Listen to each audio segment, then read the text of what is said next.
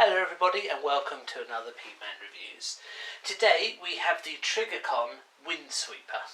Now Windsweeper was more towards the tail end of the Transformers G1 era. I think it was 88 or 89 he was released.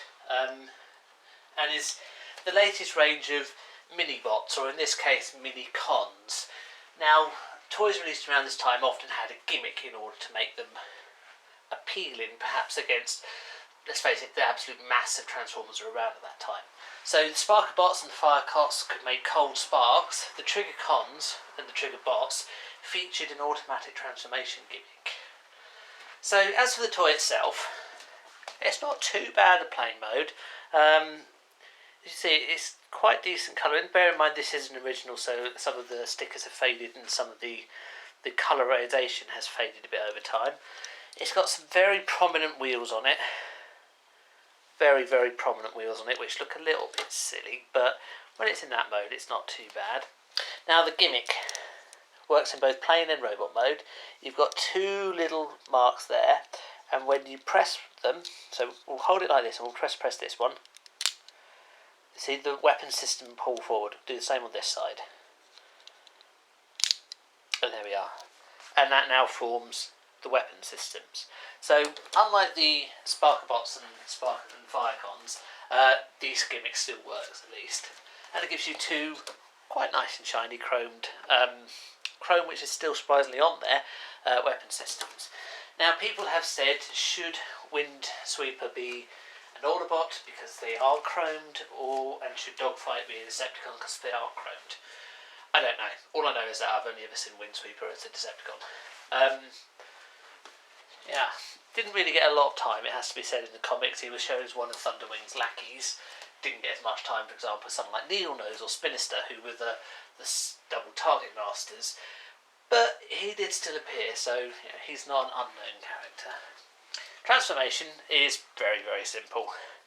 You can see the big black mark here. Obviously that's a pitch that flips up like that. This bit all, arms move up. Now this, surprisingly, is the stabilisation for his feet almost. So that pulls down. It's a bit stiff. It will pull down. There we go. That pulls down to produce the very thin spindly legs, and then this part here pulls up. So we'll just put the arms back down in order to be able to pull that. It's folding is like that. That's it. It's extremely basic. As you can see, the face has got some more. The paint's come off and there's some more levers on it, but it's basically the same, and the idea is these are now effectively his weapon system. So again, you can rotate them up like that. He doesn't really have hands or arms to speak of in this mode, so you flip it down, he still doesn't really have hands or arms to speak of in this mode, but at least it looks like he's holding a gun. Somewhat oversized compared with the rest of his body. His weapons and his arms are now the same length as his legs as well. So yeah, it's an interesting little gimmick. It's kind of partially successful. You can see the chrome is just coming off a little bit at the end, but you know, it is what it is.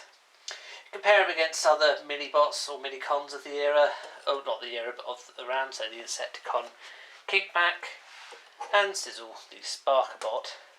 They're all a similar height. Of the three of them, the Insecticon is by far the most detailed, but bearing in mind the Insecticon is an existing mould that Hasbro was able to reuse. The other two are new characters, very simple characters, it has to be said. Windsweeper is Windsweeper. I don't want to call him Windcharger because of, Windcharger, but Windsweeper is slightly more complicated than the Sparker Bot Sizzle, whichever. Sizzle, I think. Or is it Fizzle? Who cares? It's a Sparker Bot, it's pretty rubbish.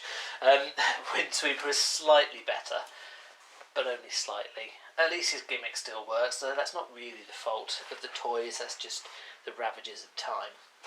Considering at the time it was a cheap toy, you can't complain too much. Ultimately you get what you pay for. Has it aged well? Well, yeah, I suppose it has. It still works. It's aged a lot better than the Firecons have. Yes, this particular example does have some wear and tear on it. Well, not tear, more wear on it, but it still works. They have interestingly redone Windsweeper. He's been remoulded, well, I say remoulded, repainted version of Fireflight, and is meant to combine with other robots to form Thunderwing, or Mayhem Thunderwing. I'm not sure about that, to be honest. But there we go. I guess it's another Transformer for you to buy if you wish. It might only be an exclusive, I'm not sure. But it's an interesting choice to make. I say, articulation-wise, it's very, very low. But it was sold as a cheap Transformer with a gimmick. And when you consider it in those terms, it's fairly effective at that. Anyway, thank you for watching. Please leave any comments below, and I'll leave you on the next video. Thank you. Goodbye.